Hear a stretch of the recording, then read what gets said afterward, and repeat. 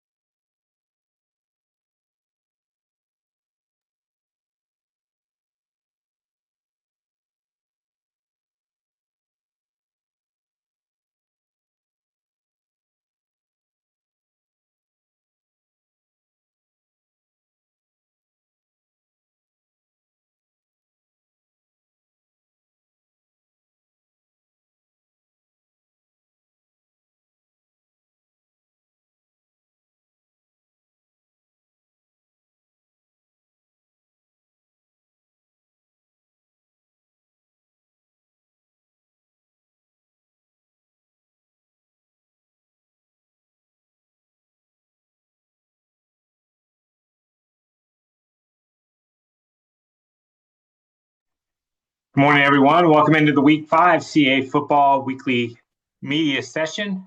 Before we get with Coach Gibbs here at 10 a.m., just a review of the CAA Football Weekly Award winners for Week 4, which were announced about 30 minutes ago. Two tremendous offensive performances lead to co-offensive players of the week. The first, Monmouth junior wide receiver Josh Derry. Derry made 8 receptions for 177 yards and 2 touchdowns as Monmouth beat number 11 Villanova 51-33. The junior had a 77-yard TD grab just 46 seconds in the game, and then added a 16-yard score in the third quarter as the Hawks piled up 637 yards of offense. Derry has had 100-plus receiving yards in all 4 games this season, leads the nation with 8 receiving touchdowns. Also receiving CAA Football Co-Offensive Player of the Week was Campbell sophomore wide receiver Randall King. King made 8 receptions for 142 yards, tied a school record with 4 touchdowns in Campbell's 50-48 double overtime win over Bryant. King made touchdown catches of 77 and 11 yards in a 143 stretch late in the fourth quarter to give Campbell the lead. He added a game-time 3-yard TD catch on fourth down in overtime. He also had 57 yards on 3 kickoff returns. The CAA Football Defensive Player of the Week is Rhode Island senior defensive back Justin Carsell. Carsell ended 3 LIU possessions with 2 interceptions and a pass breakup in Rhode Island's 28-7 win over the Sharks. The senior picked off 2 passes in the first quarter. The second one led to the Rams' first touchdown of the game. He also broke up a fourth down pass at the 8-yard line, ending the drive. Rhode Island has now held back-to-back opponents to single digits for the first time in 35 years. Receiving CAA Football Special Teams Player of the Week was Towson Junior punter Bryce LaFollette. LaFollette successfully executed 2 fake punts that led to touchdowns. He also averaged 40.7 yards on 3 punts in Towson's narrow 31-28 loss to number 24 Youngstown State. In the second quarter, he sprinted for a 19-yard first down run that led to a touchdown that put the Tigers up 14-7. In the third quarter, he completed a 14-yard pass on fourth down. That also led to a touchdown that put Towson up 21-14. And finally, CAA Football Rookie of the Week honors to Monmouth defensive back Chris Palmer Jr., earning his first significant playing time of the season. Palmer had 4 tackles, a pass breakup, and a fumble recovery in the red zone, and Monmouth went over Villanova. The freshman stopped the Wildcats' drive by recovering a fumble on the Monmouth 6-yard line early in the second quarter.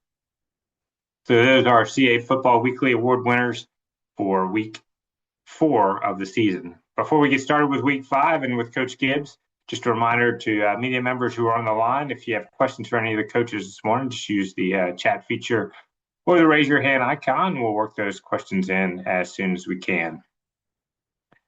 We begin this morning, as we always do, with the head coach at North Carolina A&T, Shawn Gibbs. Good morning, Coach Gibbs. Good morning. How are you? I'm well. I hope you are too. I know Saturday they didn't go quite the way you would have liked in the Aggie Eagle Classic. Just talk to me about what happened as you've gone back and looked at the tape. Yeah, it was very, very disappointing. Quite simply, we got out-coached, we got outplayed, and we got out-cultured. So obviously we got a lot of work to do to get this program where we want it. Hats off to North Carolina Central and Coach Oliver. They had an excellent game plan, and they executed and out-coached and outplayed us. So, hats off to them. question for you this morning from Tiffany Williams. Good morning, Tiffany. Good morning, Rob. Good morning, Coach. Sorry about the loss. Um, Coach, you mentioned, I believe, on Saturday that NCCU's big runs were more about missed assignments and setting edges. Talk a little bit about that. Yeah, and it's the little things like understanding our gap responsibility, uh, setting edges, forcing the ball inside, keeping your outside arm free, just the basic fundamentals of defensive football. And up until this point, I haven't done a good job of getting those things coached, and we haven't done a good job of getting those things executed. So, the good thing about it is this game offers us another opportunity to go out this week and try to improve on those things and get better. And we better get better because if we don't, then we're going to keep getting the same results. I can just follow up, Rob. Um, Mhm. with a tough loss behind you, how do you now balance correcting the mistakes that you made and get ready for CAA tournament Well, play? I'm sorry.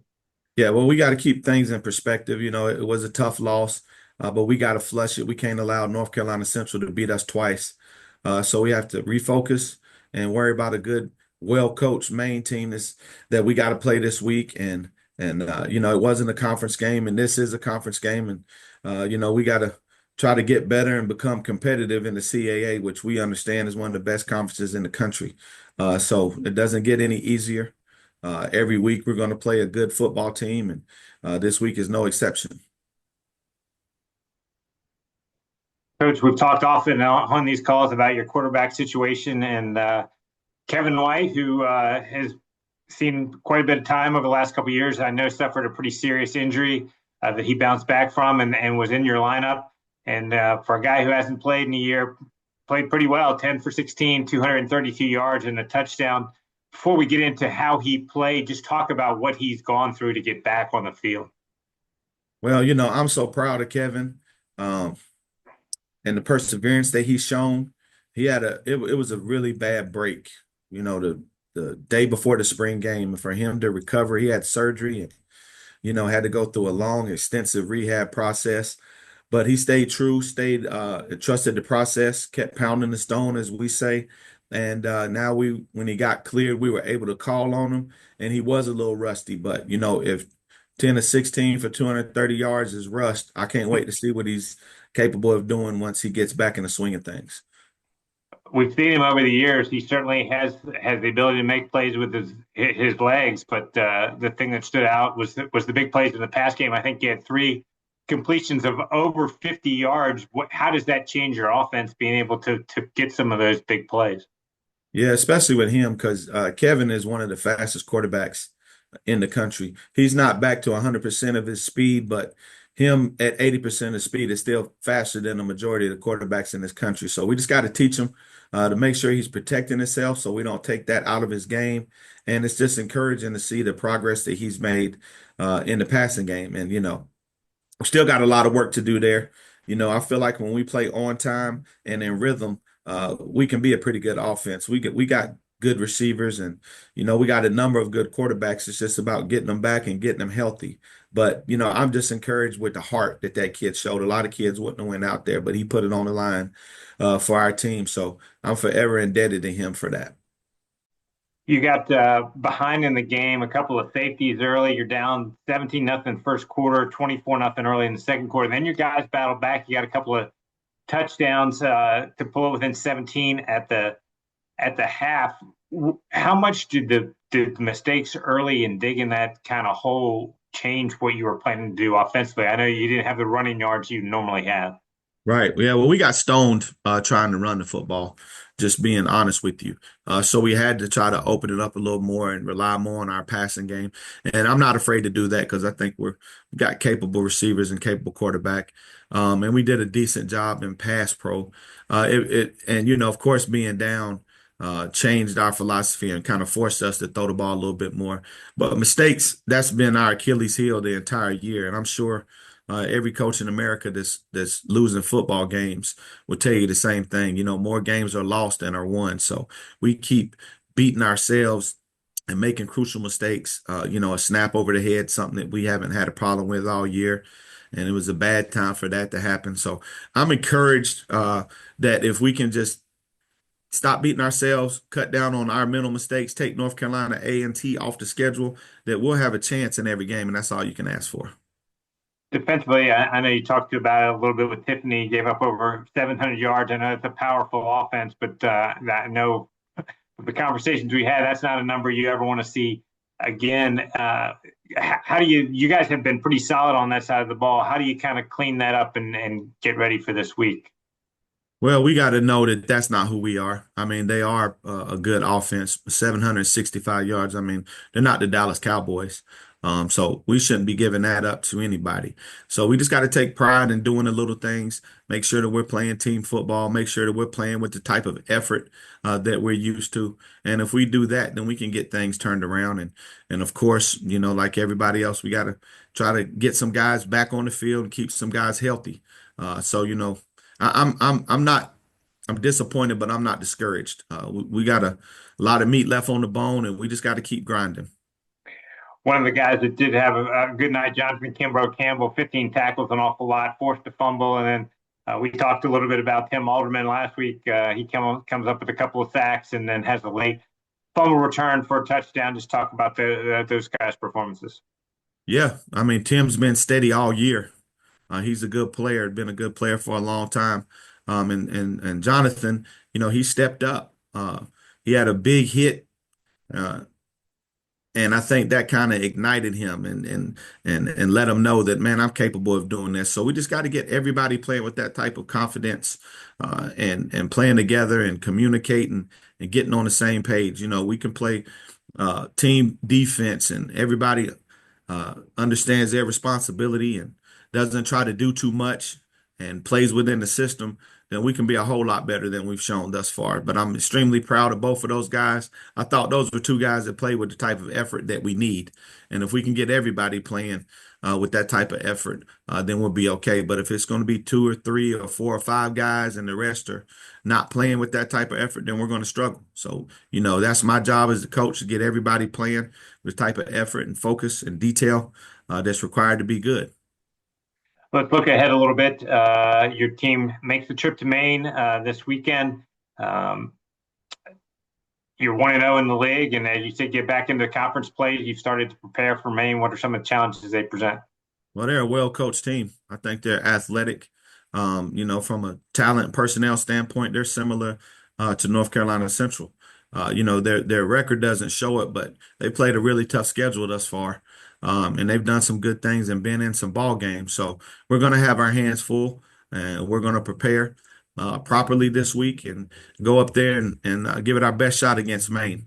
I'm excited about the trip myself. I've never been to Maine. I'm pretty sure most of our players haven't. So it'll be good to be in a different environment, different atmosphere, and it's going to be fun. Yeah, there's assuming it's the flight, obviously, but the long trip. How are you doing anything different as you prepare for that? No, I mean, we've had a plane trip already down to UCF, and we've done this before. So it's just about making sure we have a good week of preparation, because the trip is on Friday. So that really won't disturb our schedule for the most part. So we can kind of stay on schedule. And it's going to be fun just to get up and go play Maine, who's one of those universities that we don't have a lot of experience playing against. But I'm excited about it. They're a good program, got a great history up there, and I can't wait to see it. All right, Coach. Safe travels to Maine. Look forward to talking again next month.